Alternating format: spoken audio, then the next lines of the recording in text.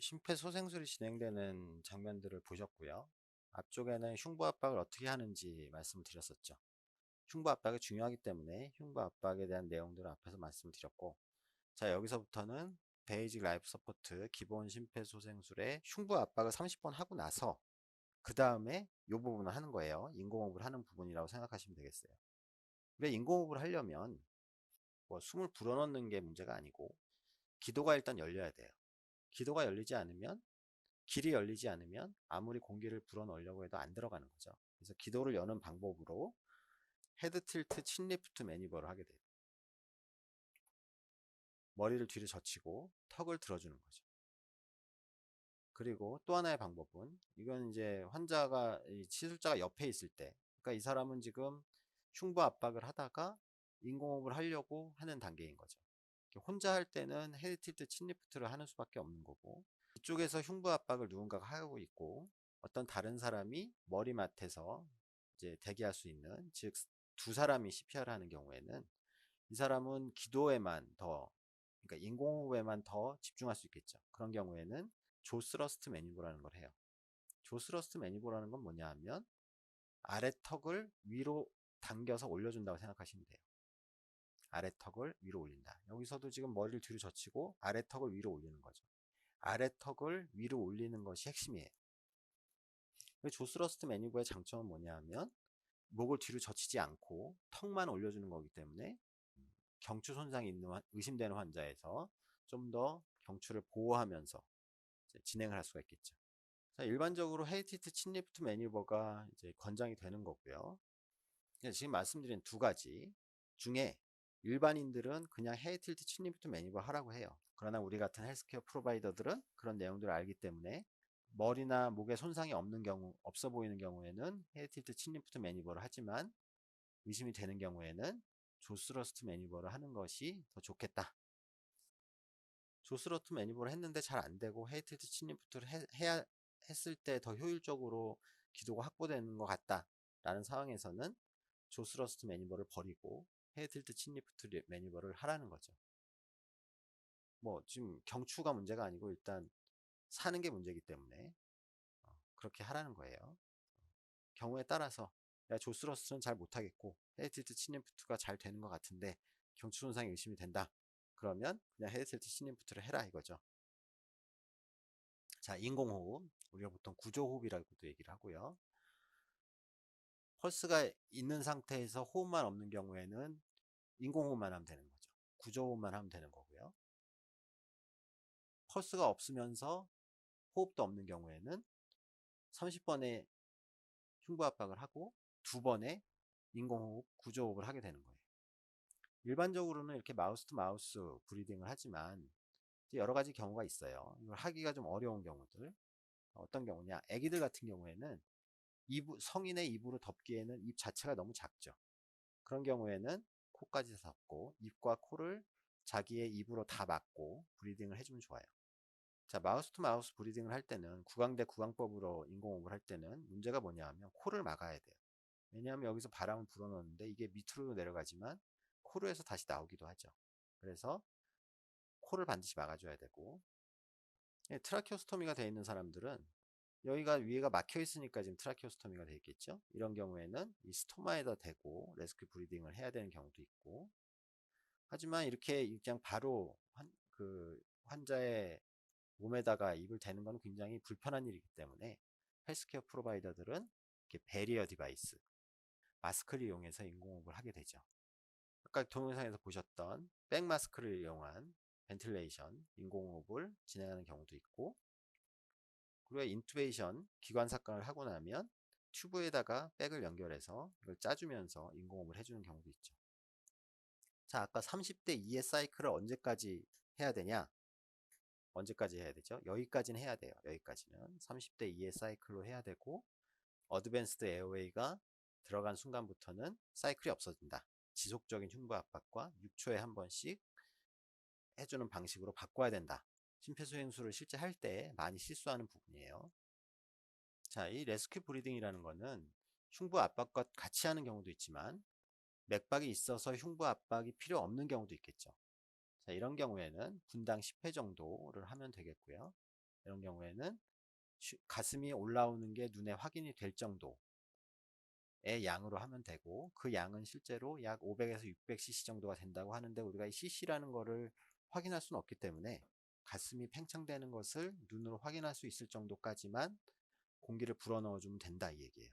이렇게 하는 이유는 충분히 불어넣으면 더 좋지 않겠느냐 하는 건데, 여기 보면 하이퍼벤틸레이션, 과호흡을 피해라 하는 얘기가 있죠. 과호흡을 하게 되면 폐가 과팽창이 일어나게 되고, 그 과팽창 때문에 뭐 폐가 터지는 경우도 있겠지만, 폐가 터지기 전에도 흉곽 안에 압력이 올라가면서 뭐가 문제가 되겠어요? 비너스 리턴이 떨어지겠죠. 정맥 환류가 떨어지기 때문에 우리가 심박출량이 오히려 떨어지게 돼요. 그래서 과환기는 피해라, 반드시. 자, 배리어 디바이스를 이용한, 마스크를 이용한 인공호흡이고요. 굉장히 편해 보이죠? 예. 실제로 입을 대고 하는 것보다는, 구강대 구강법보다는 훨씬 쉬워요. 여러분들이 나중에 오스키 연습을 하게 되면 이런 거를 쓰진 않고, 우리나라 의사고시에서는, 실기고시에서는 이런 배리어를 이용한 인공호흡을 하게 되는데, 이건 실제로 여러분들 연습을 좀 해봐야 돼요. 백 마스크를 이용한 벤틸레이션인 경우에는 반드시 2명이 있어야 되겠죠. 한 사람은 머리 위에 있어야 되기 때문에 혼자서 이걸 하기는 어렵고, 둘이 있을 때. 자, 백마스크 벤틸레이션 할 때는 우리가 EC 테크닉이라고 그래요. 그래서 여기 E가 있고, 그죠? 여기 E가 있고, 세 손가락으로 턱을 붙잡아 들고, 엄지손가락과 검지손가락으로 마스크를 환자 얼굴에 밀착을 시키는 방식으로 들어주고 밀착시키고 해서 EC 테크닉이라고 얘기를 많이 해요. 근데 이제 얼굴이 큰 사람 같은 경우에, 머리가 너무 큰 사람 같은 경우엔, 혹은 내 손이 너무 작다, 이런 경우에 이렇게 하기 힘들겠죠. 들기가 어려워요. 밀착시키기도 어렵고. 그런 경우에는 이렇게 도움을 받아서 두 손으로 양쪽으로 감싸고 에어웨이를 확보한 다음에 옆에서 벤틸레이션을 다른 사람이 해주면 되겠죠. 자, 이런 식으로 하는 것이 이제 주로 병원에서 주로 많이 하는, 기관사건을 하기 전에 많이 하는 백마스크 벤틸레이션이 되겠어요. 자, 크리코이드 프레셔라는 건 예전에는 거의 루틴으로 했었는데, 여기 보면 현재는 크리코이드 프레셔는 루틴하게 사용하는 것은 권장되지 않는다라고 얘기를 하죠.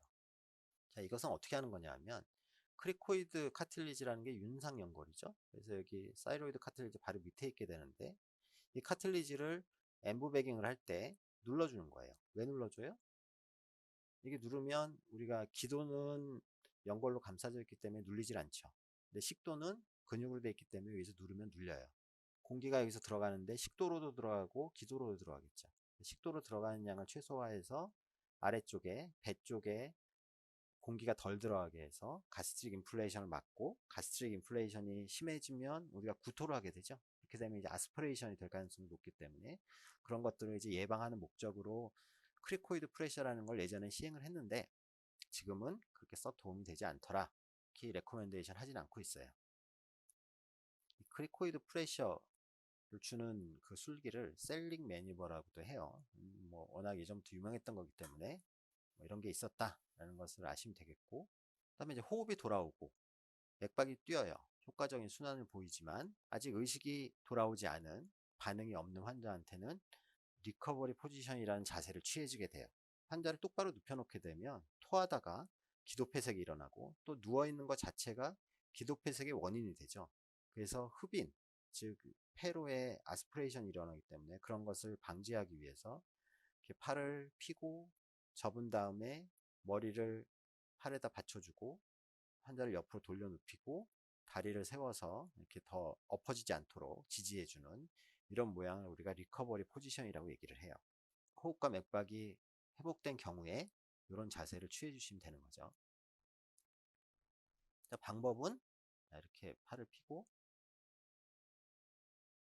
이렇게 접어서 턱에다 받쳐주고 다리를 세우고 돌려서 환자를 이렇게 당겨서 돌리면 이제 이 포지션이 되겠죠. 자, 지금까지 우리는 성인 기본 심폐소생술의 알고리즘 순서에 따라서 세부 사항들을 공부를 해봤습니다. 다음 할 얘기는 제세동에 관련된 얘기예요. 우리가 BLS에서 하는 제세동은 자동 제세동기 AED를 가지고 시행을 하죠. 병원에서 사용하는 의료기기인 제세동기를 현장까지 끌고 나가서 일반인들이 사용할 수 있도록 기계를 만들어낸 이유는 여러분들이 이미 잘 알고 있습니다. 빠르게 재세동을 하기 위함이죠. 병원 박심정지의 원인이 심근경색에 의한 심실세동이고, 그 심실세동의 거의 유일한 치료는 재세동이죠. 디피브릴레이션이라는 것은 말 그대로 재세동이죠. 심실세동을 제거한다 라는 의미예요. 이렇게 빨리 우리가 재세동을 하고자 하는 이유는, 심실세동을 없애고자 하는 이유는 시간이 지날 때마다 아주 급격하게 재세동의 성공률이 떨어지기 때문이죠. 그리고 또한 앞에서 봤듯이 재세동이 지속이 되면 어느 순간 무수축으로 바뀌게 돼요. 심실세동은 치료가 가능한 부정맥이지만 무수축은 치료할 수 없는 거의 죽은 사람의 심전도라고 할 수 있죠. 자, 우리는 자동 재세동기를 일반인들이 쓸 수 있도록 고안을 했다고 했죠. 그렇기 때문에 일반적으로 자동 재세동기에는 심전도가 나오지 않아요. 이 자동 재세동기는 굉장히 편리하고 심전도를 판독할 수 있는 능력이 없는 일반인들에게 재세동을 할 수 있게 하는 장비이지만, 그만큼 시간이 걸리는 거죠. 기계가 심전도를 읽어드리고 그것을 분석해서 결정을 내릴 때까지는 수십 초에서 길게는 1분이 넘어가는 시간이 걸리기도 해요. 자, 이것은 자동 재세동기의 가장 큰 아주 치명적인 단점이죠. 두 가지 측면에서 이야기할 수 있겠는데, 첫 번째는 지체될수록 재세동의 성공률이 떨어진다는 것 하나와, 체스트 컴프레션을 인터럽션 할 수밖에 없는 그런 상황을 만든다는 거죠. 이 두 가지 이유로 자동 재세동기는 일종의 차선책이라고 할 수 있어요. 의료관계 종사자는 만일 AED에 심전도가 나온다면 기계가 그것을 읽어드리고 샥을 줘라 라는 명령을 내릴 때까지 걸리는 시간을 단축시킬 수 있어요. 의료관계 종사자들은 심전도가 나오는 AED를 사용하는 경우라면 기계보다 훨씬 빨리 결정을 내릴 수가 있어요. 그렇게 하려면 심전도를 읽고 해석하는 능력을 키워야 되겠죠. BLS 알고리즘의 이 부분, 리듬 체크 리듬, 쇼크 오브 리듬인가요? 하는 것이 자동 재세동기가 판단하는 것이죠. 그런데 우리는 이것을 직접 판단하자는 것이죠. 전문 심폐소생술에 들어가게 되면 더 이상 AED를 사용하지 않고 의료진이 직접 재세동 여부를 판단하게 돼요. 근데 그것을 우리는 의료관계 종사자이기 때문에 BLS 영역에서도 그렇게 해보자는 것이죠. 심정지 환자의 리듬 어세스먼트는 생각보다 굉장히 간단해요. 여러분들이 심전도 분석이라는 말을 들으면 왠지 속에서부터 울렁거리고 머리가 지끈지끈 아파올 거예요. 기초의학 때부터 몇 달 전 순환기 학 시간까지 지겹게 많은 심전도들을 여러분들은 공부를 했을 거예요. 심정지 상태에서의 리듬 어세스먼트는, 심전도 판독은 그보다 훨씬 간단하고 아주 쉬워요. 심정지 환자의 심전도 판독은, 리듬 어세스먼트는 그 목적이 단 하나예요. 재세동을 할 거냐 말 거냐. 그럼 우리는 심전도를 보고 이 심전도가 노멀 사이너스 리듬인지, 심실세동인지, PSVT인지, 애트리얼 피브릴레이션인지, 3도 불락인지, 1도 불락인지 이런 것들을 판단할 필요가 없다는 거예요. 우리는 그저 재세동이 필요한 리듬이냐 아니냐만 판단하면 되는 거죠. 자, 그럼 그 수많은 심전도의 모양을 어떻게 재세동이 필요한 리듬과 필요하지 않은 리듬으로 나눌 것인가. 재세동을 해야 하는 경우는 앞에서 얘기했던 심실세동, 심실빈맥 중에 맥박이 없는 심실빈맥, 즉 펄슬리스 VT, 무맥성 심실빈맥, 이 두 가지 뿐이에요. 이 두 가지 외에는 전부 다 재세동이 필요하지 않은 경우예요. 필요하지 않다기보다 재세동을 하면 안 되는 경우라고 할 수 있어요. 재세동을 하면 안 되는 경우가 뭐냐? 무수축인 경우에는 재세동을 할 필요가 없죠. 왜냐하면 재세동이란 말 자체가 세동을 제거한다는 말인데, 무수축은 세동이 아니죠. 심실세동이 아니죠. 샥을 줘봤자 전혀 도움이 안 돼요. 그리고 하나가 더 있어요. 앞에서 잠깐 나왔었는데 약자로 PEA라고 하는 Pulseless Electrical Activity, 이것은 우리말로 무맥성 전기활동이라고 해요. 앞에 나온 무맥성 같은 말이죠. 전기활동, 무맥성 전기활동이라는 단어를 여러분들이 심전도를 공부하면서 들어본 적이 있나요? 아마 들어보지 못했을 거예요. 왜냐하면 PEA라는 심전도 판독은 우리가 흔히 해왔던 12리드 심전도 종이 한 장을 딱 들고 이게 무엇냐 하고 물어서는 답을 알 수 없는 경우이기 때문이에요. PA에 대해서는 좀 이따 얘기를 하기로 하고, 여러분들 벤트리큘러 피브릴레이션과 벤트리큘러 타키카디아의 모양은 머릿속에 넣고 있어야 돼요. 이 두 가지는 무조건 여러분이 알아야 돼요. 어떻게 생겼냐? 이렇게 생겼죠. 쉬워요. 일단 모양이 톱니바퀴처럼 울퉁불퉁해요. 아래 위로 울퉁불퉁한 모양이죠. 그 앰플리튜드와 프리퀀시가 일정하지 않으면, 높이와 간격이 일정하지 않죠. 일정하지 않으면 이것은 심실세동이에요. 이것은 앰플리튜드와 프리퀀시가 일정하죠. 간격과 높이가 일정해요. 그럼 이것은 심실빈맥이죠.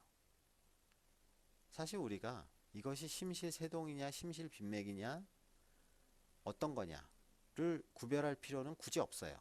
왜? 이 둘은 모두 재세동을 해야 하는 경우이기 때문에.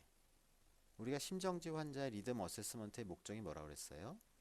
재세동이 필요한 리듬이냐 아니냐를 판단하는 것이지, 이것이 심실세동이냐 심실빈맥이냐를 판단하는 건 아니라는 거죠.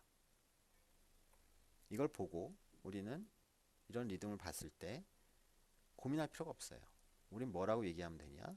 재세동이 필요한 리듬이다 얘기하면 되는 거예요. 샤커블 리듬이라고 하는 거죠. 무맥성 심실빈맥이냐 아니냐, 무맥성이냐 유맥성이냐, 펄스가 있는 VT냐 펄스가 없는 VT냐는 당연히 심정지 환자이기 때문에 맥박이 없는 거죠. 심정지라는 것 자체가 심장이 안 뛰고 있다는 얘기잖아요. 그러니까 심정지 환자에서의 VT는 당연히 펄스리스 VT예요. 무맥성 심실빈맥이란 말이죠. 이 부분을 한번 볼까요? 재세동을 하면 안 되는 경우 에이시스톨과 PA가 있어요. 에이시스톨이란 건 뭐냐? 쉽죠. 말 그대로 무수축이고 심장이 움직이지 않으며 심장 안에 어떠한 전기 활동도 없는 경우죠. 그래서 심전도의 모양은 평탄한 플랫한 라인을 그리게 돼요. 우리가 임상에서는 무수축을 일종의 속어로 플랫이라고 얘기하기도 하죠. 심전도가 플랫이라는 것은 환자가 사망했다 라는 것과 거의 동의어처럼 여겨져요. 그럼 이제 하나가 남았죠. PA가 남았어요. Pulseless Electrical Activity가 남아있어요. 여러 모양들의 심전도가 있어요. 자, 이 심전도를 보고 우리는 이것을 어떻게 판독할까요?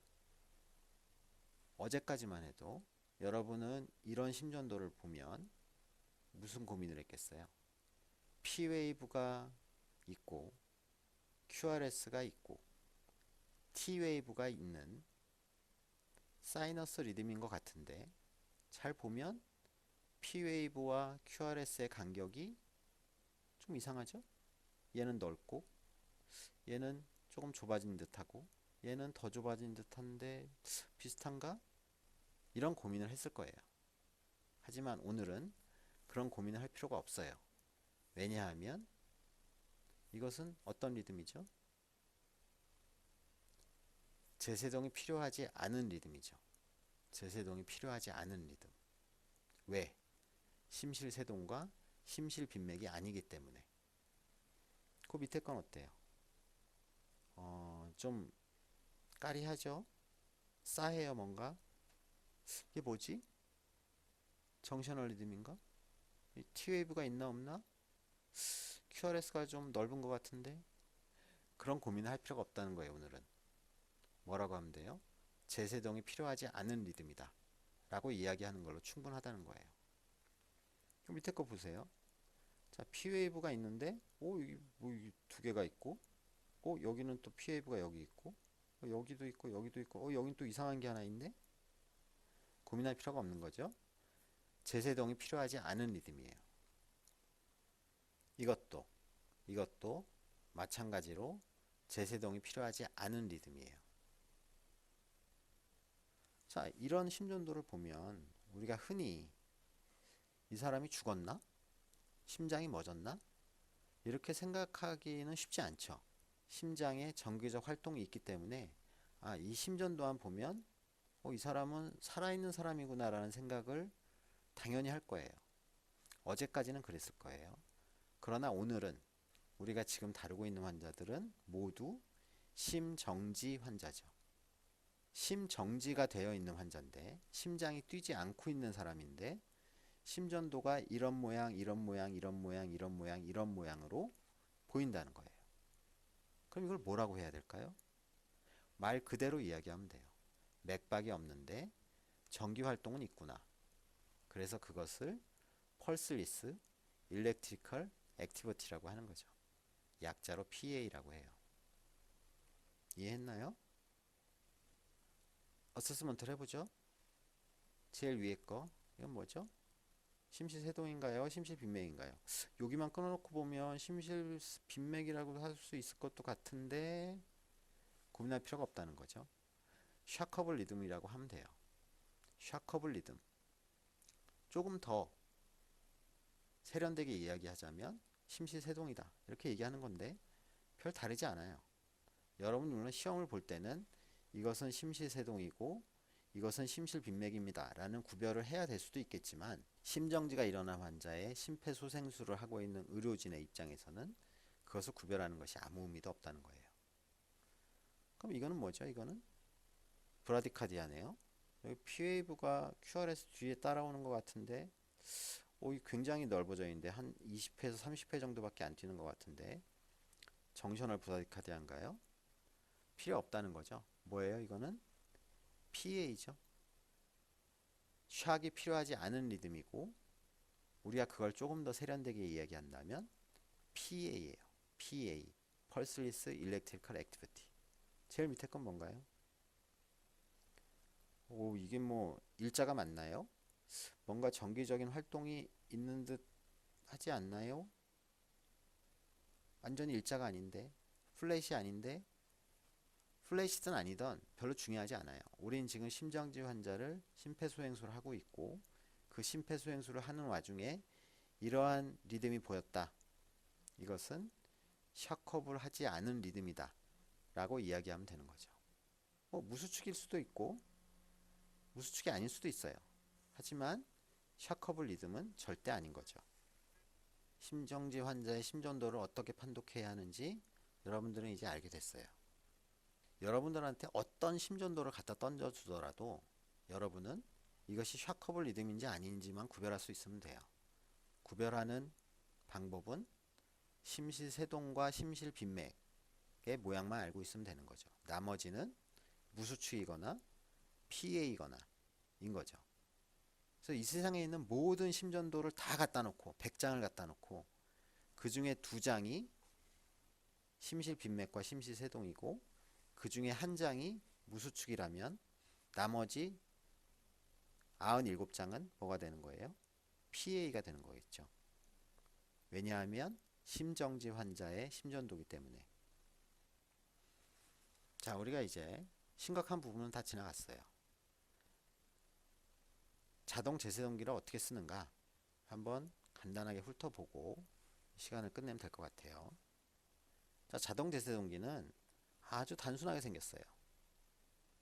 환자한테 붙이는 패드가 2개 있고 그 패드는 자동 제세동기로 연결을 해야 되겠죠. 그래서 연결한 커넥터가 있어요. 그리고 자동 제세동기에는 버튼이 대개 2개가 있어요. 2개. 그 2개 버튼 뭘까요? 하나는 전원 버튼이고 하나는 샥 버튼이에요. 간단하죠?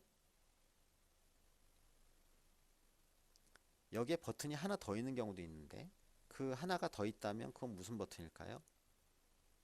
준비가 됐으니 분석을 하세요 하는 명령을 기계에다 내리는 분석 버튼이 있을 수가 있어요. 하지만 이것은 지금 일반인들이 사용할 수 있도록 만든 기계라고 했죠. 그렇기 때문에 버튼이 여러 개가 있으면 잘 못해요. 이게 뭐지? 잘못 누를 수도 있고, 처음 자동 제세동기가 만들어졌을 때는, 초창기에는 버튼이 3개가 있었어요. 그래서 패드를 환자한테 붙이고 커넥터를 연결한 다음에 전원을 켜고 분석 버튼을 눌러야지 작동을 시작했다는 거죠. 그리고 그 분석 버튼은 2분마다 시술자들이 환자를 만지고 있지 않은 것을 확인을 하고, 그리고 나서 분석 버튼을 눌러야지 또 자동 제세동기 AED가 분석을 시작했어요. 분석을 시작하면 어느 정도 일정 시간이 지나서 당연히 샥을 주세요. 샥을 줄 필요가 없습니다. 라는 명령이 나오겠죠. 그런데 이게 너무 복잡하다는 거예요. 그래서 요즘 나오는 제세동기는 어떤 식으로 되어 있냐면, 전원을 켜는 순간부터 말이 나오기 시작해요. 뭐라고 말이 나오냐? 첫 번째, 환자 가슴에 패드를 부착하세요. 기계를 켜는 거는 사람이 해야겠죠. 그것도 귀찮아서 어떤 경우는 박스를 열면 자동 제세동기가 들어있는 포장을 개봉을 하는 순간 전원이 자동으로 켜지게 해놓은 기계도 있어요. 그러면 전원이 켜지죠. 그러면 그때 제세동기에서 말이 나오기 시작해요. 전원이 켜지고 나면 환자 가슴에 패드를 부착하세요 라는 명령이 나오고, 여기 보면 패드에 그림이 있죠. 어디에 붙여야 하는지 그림이 있어요.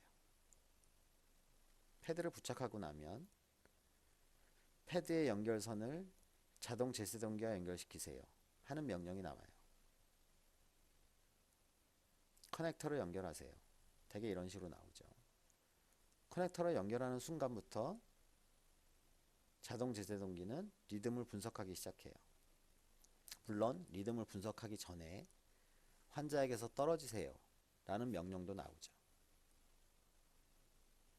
그럼 일정 시간 동안 심전도를 읽어드리고 분석을 해서 제세동이 필요합니다 하고 샥 버튼을 누르면 샥이 들어간 이후에 또 제세동기에서 말이 나와요. 즉시 흉부 압박을 시작하세요. 제세동이 필요하지 않은 경우에는 제세동이 필요하지 않습니다. 흉부 압박을 계속하세요. 그냥 아무 생각이 없어도 기계 전원만 켤 수 있으면 누구나 작동시킬 수 있도록 만들어져 있어요. 여기에 심전도가 나오는 것도 있다고 그랬죠. 이것은 의료관계 종사자들을 위한 것이에요. 주로 현장에서 환자 구조 활동을 담당하는 119 구급대들은 심전도가 보이는 AED를 사용을 해요. 자, 여기는 주의사항들을 한번 쭉 읽어보시고요. 잠깐 멈추고 동영상을 보면서 어떤 얘기인지 한번 확인을 하도록 하죠. 비록 약간씩 다를 수 있지만 AED 사용에는 공통적인 4단계가 있습니다. 첫 번째, AED의 전원을 켜고요. 운반 케이스를 열거나 AED의 뚜껑을 열고 전원을 켭니다. 어떤 것들은 AED의 뚜껑을 열 때 전원이 자동으로 켜지도록 돼 있는 것도 있으니 참고하시고요. AED가 여러분에게 다음 해야 할 행동을 지시하겠지만 AED의 사용 단계를 알아두는 것은 매우 중요합니다. 어떤 AED는 성인용과 소아용 패드를 모두 가지고 있는데요. 성인 패드는 8살 이상의 모든 사람에게 사용할 수 있습니다. 패드를 사용하기 위해서는 먼저 패드의 포장지를 벗기시고요. 패드 위에 그려진 그림대로 패드의 끈끈한 면을 환자의 맨 가슴에 붙이세요. 한쪽 패드는 왼쪽 젖꼭지 옆쪽에 붙이고 다른 한쪽 패드는 환자의 오른쪽 빗장표 바로 아래에 붙여주세요. AED의 지시에 따라 사람들이 환자로부터 떨어지면 AED는 환자의 심장 리듬을 분석합니다. 분석 중입니다. 우리 역할을 바꿉시다. 제세동 필요합니다. 충전 중. 환자로부터 떨어지세요. 제세동이 실시됩니다. 모두 떨어지세요. 충전 중에는 호흡을 보조하던 사람을 포함해 환자를 만지고 있는 사람이 아무도 없음을 확인하시고요. 이론적으로 여러분은 가슴 압박 동안 혹은 가슴 압박 한 주기 직후 즉각적으로 심폐소생술을 멈출 수도 있습니다. 어떤 AED는 당신에게 심전도를 분석할 수 있게 분석 버튼을 누르도록 지시할 수도 있고요. 또 다른 AED는 분석 버튼을 누르는 동작 없이 자동으로 분석하기도 하죠. AED는 심전도를 분석하는데 약 5에서 15초 정도가 걸립니다. 그리고 만약 제세동이 필요하다면 AED는 여러분에게 알려줄 겁니다. 만약 제세동을 실시해야 한다면 AED가 환자로부터 떨어지도록 하고 제세동 버튼을 누르도록 지시할 테고요. AED로부터 환자로부터 떨어지세요라는 음성 지시가 나오는데 때로는 모두 떨어지십시오 또는 단순히 떨어지세요라고도 할 수 있으니 참고하시고요. 아무도 환자에게 닿아 있지 않는 것을 눈으로 확인했다면 제세동 버튼을 눌러주세요. 제세동이 환자에게 갑작스러운 근육 경련을 일으킬 수도 있으니 놀라지 마시고요. AED로부터 제세동이 하나, 시행되면 둘, 셋, 즉시 넷, 가슴 다섯, 압박부터 여섯, 심폐소생술을 일곱, 시작합니다. 여덟, 아홉, 열, 이때 열하나, AED를 열둘, 제거하거나 열셋, 끄지는 열넷, 마세요. 열다섯, 열여섯, 열일곱, AED는 열여덟, 2분마다 열아홉, 분석과 스물, 스물하나, 제세동의 스물둘, 주기를 스물셋, 반복할 스물넷, 겁니다. 스물다섯, 스물여섯, 스물일곱, 스물여덟, 스물아홉, 서른. 필요하지 않습니다. AED가 제세동이 필요하지 않다고 하면 맥박을 확인하지 말고 즉시 하나, 가슴 압박을 둘, 다시 셋, 시작하세요. 넷, 다섯, 여섯, 일곱, 여덟. 자, 그럼 AED를 사용할 때 알아두어야 할 몇 가지 특수 상황을 알아볼까요? 가슴에 털이 많은 환자의 경우 패드가 가슴에 단단하게 부착되는 것을 방해할 수 있죠. 그러면 AED에서 패드의 접착 상태를 확인하라는 음성 지시가 나올 수 있는데요. 만약 그런 상황이면 패드를 좀 더 단단하게 붙여보고 그래도 잘 붙지 않으면 가슴털을 제거할 수 있게 패드를 강하게 떼어내십시오. 그리고 나서 가슴털이 제거된 피부 위에 새로운 패드를 다시 붙입니다. 만약 환자의 가슴이 물에 젖어 있다면 전기가 물과 패드 사이를 지나가게 됩니다. 때문에 환자의 심장에 충분한 전기량이 전달되는 것을 방해할 수 있죠. 때문에 환자가 물속에 쓰러져 있다면 환자를 즉시 마른 곳으로 옮겨야 합니다. 눈 위나 작은 웅덩이에 환자가 누워 있는 경우에는 그대로 AED를 사용할 수도 있고요. 환자의 가슴이 물이나 땀에 젖어 있다면 AED 패드를 붙이기 전에 신속하게 환자의 가슴을 닦아야겠죠. 하지만 완전히 말려야 할 필요는 없습니다. 어떤 경우 AED의 패드를 부착할 위치에 가슴 피부 아래에 인공 심박기 또는 제세동기를 갖고 있는 사람도 있는데요. 만약 이런 장치가 보이면 패드가 장치를 직접 덮는 것을 피해야 합니다. 또한 패드를 약물 패치 위에 덮어서 부착하지 않도록 하는 것도 주의하시고요. 만약 제세동이 지연되지만 않는다면 약물 패치를 제거하고 신속하게 가슴을 닦은 뒤에 패드를 부착하세요. 자, 우리가 이제 다음 시간에 ALS를 공부하게 될 텐데요. 전문 심폐소생술에 들어가면 가장 먼저 강조하는 것이 무엇이냐? 먼저 강조하기도 하지만 심폐소생술이 끝날 때까지 우선순위에서 가장 앞에 있는 것, 그것은 하이 퀄리티 CPR이라는 것입니다. 양질의 심폐소생술이라는 것은 앞에서 얘기를 했었죠. 깊이와 속도와 여러 가지 자세와 이완, 인터럽션을 줄이는 것 등등. 그래서 깊이나 속도 이런 물리적인 부분들은 우리가 사실 구조자들이 스스로 하기가 어렵고 옆에 있는 사람이 흉부 압박을 하거나 인공호흡을 하는 사람을 옆에서 지켜보고 계속 피드백을 주라고 얘기를 합니다. 하지만 사람이 하는 거기 때문에 아주 정확하다고 할 수가 없겠죠. 그래서 그런 목적으로 만들어진 기계들이 있어요. 오디오 비주얼 피드백 디바이스들인데 여러분들 내년에 오스키 연습을 하다 보면 이러한 피드백 장치가 설치가 되어 있는 인형들이 있어요. 그래서 내가 흉부 압박을 하는데 내가 분당 얼마의 속도로 하고 있는가, 깊이는 어느 정도 누르고 있는가, 이완은 충분히 시키고 있는가 등등을 수치화해주는 그런 장비들이죠.